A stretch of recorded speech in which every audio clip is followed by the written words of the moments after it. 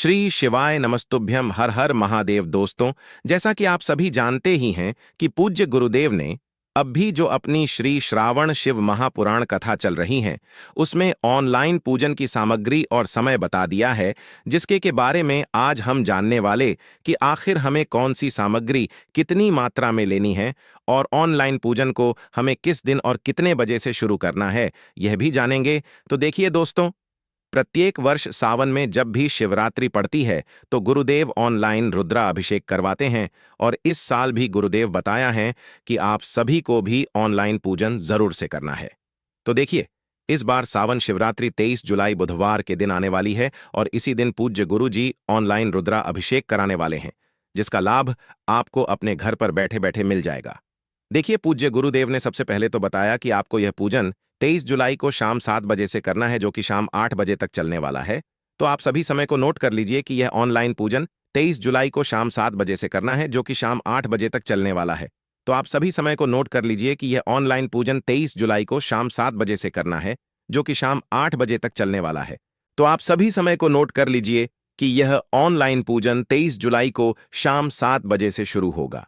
अब गुरुजी ने बताया कि हर साल की तरह इस पूजन के लिए सबसे पहले तो आपको बनाना होगा पार्थिव शिवलिंग, यानी कि मिट्टी का शिवलिंग, और इसी पार्थिव शिवलिंग का करना होगा आपको रुद्रा अभिषेक। देखिए, पिछले साल हमने जो पूजन किया था, इसमें हमसे बहुत अधिक गलतियां हुई थीं। आधी से अधिक पूजन सामग्रियों की जानकारी हमें सही से नहीं मिल पाई थी। तो इसीलिए इस वीडियो में हम आपको एक एक सामग्री को अच्छे से नोट करते जाना है कि आपको कौन सी सामग्री कितनी मात्रा में लेनी है, यानी कि कमल घट्टे कितने लेने हैं, बेलपत्र कितने लेने हैं, और इसके अलावा सभी जो सामग्रियां हैं वह हमें कितनी संख्या में लेनी है। तो इन सभी सामग्रियों की जानकारी हम अच्छे से इस वीडियो के माध्यम से आपको देने वाले हैं। तो इन सामग्रियों को आपको अच्छे से एक कॉपी में नोट कर लेना है। तो चलिए दोस्तों, एक एक करके समझते हैं कि हमें पूजन में कौन कौन सी सामग्रियां लगने वाली हैं। देखिए, सबसे पहले जो आपको सामग्री लेनी है वह लेनी है आपको गेहूं के दाने। अब देखिए, गेहूं के दाने आपको मात्र 21 ही लेना है और गेहूं के दाने जो आप लेंगे वह कहीं से भी खंडित नहीं होना चाहिए। 21 गेहूं के दाने आपको साबुत बिना टूटे हुए लेना है। अब देखिए दोस्तों, जो अगली सामग्री है वह आपको लेना है नारियल, जिसे हम श्रीफल के नाम से भी जानते हैं। तो आपको एक नारियल लेना है।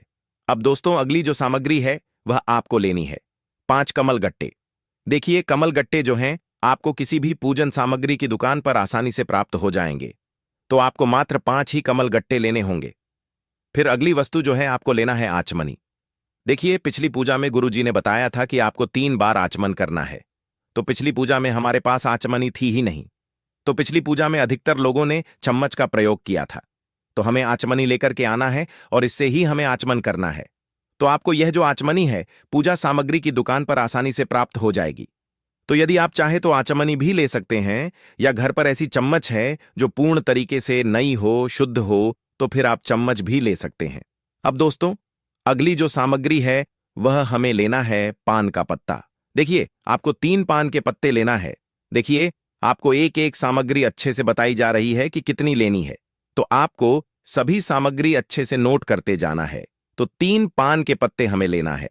देखिए, हमें ये जो पान के पत्ते हैं वह पूजन वाले लेकर आना है, ना कि खाने वाला। तो ये पान के पत्ते जिस दिन पूजन होगा उसी दिन आपको लेकर आना है, और ये पान के पत्ते आपको किसी भी फूल वाले के पास आसानी से मिल जाएंगे। फिर इसी के साथ अगली वस्तु हमें लेना है सुपारी। तो हमें पूजन वाली जो सुपारी आती है वह मात्र 5 की संख्या में लेनी है। फिर इसी के साथ हमें लेना है मेहंदी। देखिए, हमें एक जो मेहंदी है मार्केट से केमिकल के रूप में प्राप्त होती है। तो आपको खोजना है कि मेहंदी के आपको पत्ते लेना है। देखिए, मेहंदी के पत्ते जब भी हम महादेव को समर्पित करते हैं तो इससे हमारे घर में धन संपदा बढ़ती है। देखिए, मेहंदी के पत्ते के बारे में गुरुजी ने कुछ निश्चित संख्या नहीं बताई गई है।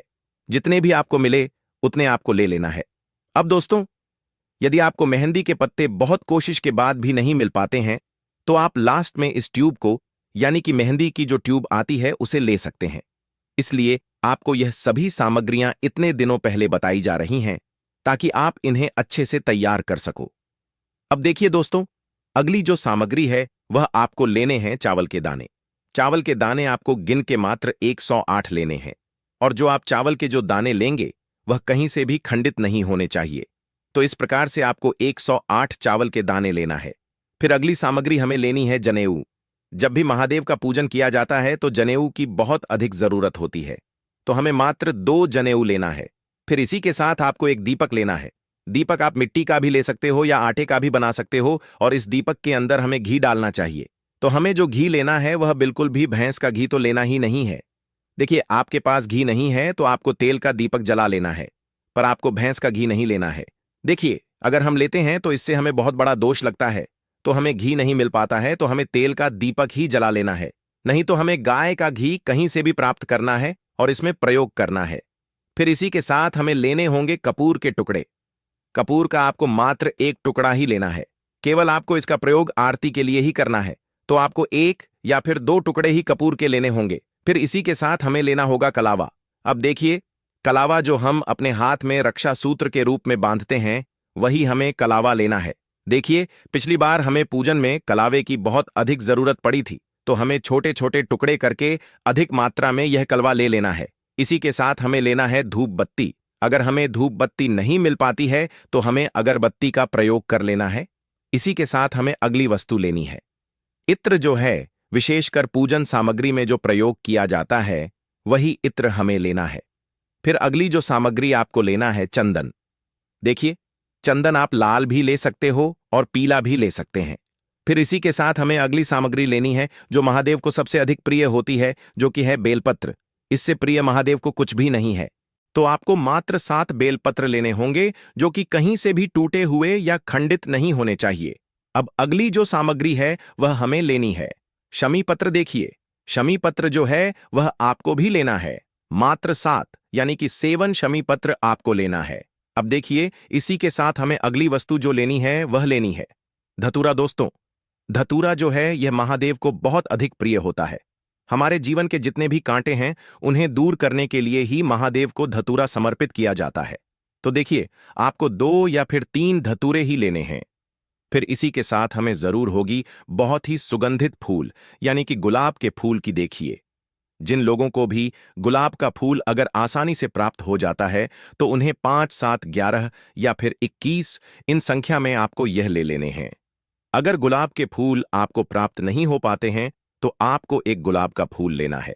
कर इसकी 5 या 7 या 11 या 21 की संख्या में यह पंखुड़ियां ही ले लेनी है। कब? जब आपको अधिक मात्रा में गुलाब नहीं मिल पाते हैं, तब फिर इसी के साथ आपको सफेद फूल लेना है। सफेद फूल आपको बहुत अधिक मात्रा में लेना है, लेकिन सफेद फूल को लेते समय एक गलती नहीं करना है, जो कि बहुत से लोग करते हैं। देखिए, जो फूल आपको सामने दिखाया जा रहा है, इसे आपको शिवलिंग पर नहीं चढ़ाना है, क्योंकि इसे चढ़ाने से 1000 गौ हत्याओं के बराबर पाप लगता है। और यह जो फूल है उसे हम कहते हैं केतकी का फूल, जिसे बहुत सारी जगह पर चंपा के फूल के नाम से भी जाना जाता है। तो आपको गलती से भी यह फूल नहीं लेना है, तो आपको अन्य किसी भी प्रकार का सफेद फूल ले लेना है, लेकिन आपको केतकी का फूल नहीं लेना है। इस बात का ध्यान रखें। अब देखिए, इसी के साथ आपको दूध लेना होगा, शक्कर लेनी होगी, घी लेना होगा, शहद लेना होगा और थोड़ा सा आपको दही भी लेना होगा। अब घी जो है आपको गौ माता का ही लेना है, अन्य घी आपको नहीं लेना है। अब देखिए, अगली जो वस्तु है वह हमें लेनी है काले तिल। काले तिल हमें मात्र 1 से 2 चम्मच ले लेने हैं, यानी कि 1 से 2 चुटकी आपको काले तिल ले लेने। फिर इसी के साथ हमें काली मिर्च लेना है। काली मिर्च हमें गिन करके लेना है 21, यानी कि 21 हमें काली मिर्च लेनी है, जो कि साबुत लेनी है, खंडित नहीं होनी चाहिए। इसी के साथ आपको अगली जो वस्तु है वह आपको लेना है फल। आपको मात्र 2 प्रकार के ही लेना है, आप किसी भी प्रकार के फल ले सकते हैं। फिर इसी के साथ आपको मिठाई ले लेनी है।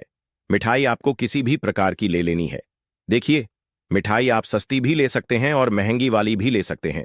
आपके परिवार के अनुरूप किसी भी प्रकार की मिठाई आप ले सकते हैं, क्योंकि महादेव यह नहीं देखते हैं कि यह महंगी मिठाई है या फिर सस्ती मिठाई है, वह तो आपकी पूजन का केवल भाव देखते हैं। तो देखिए, जो भी सामग्री गुरुजी द्वारा बताई गई है अभी तक वह हमने आपको बता दी है।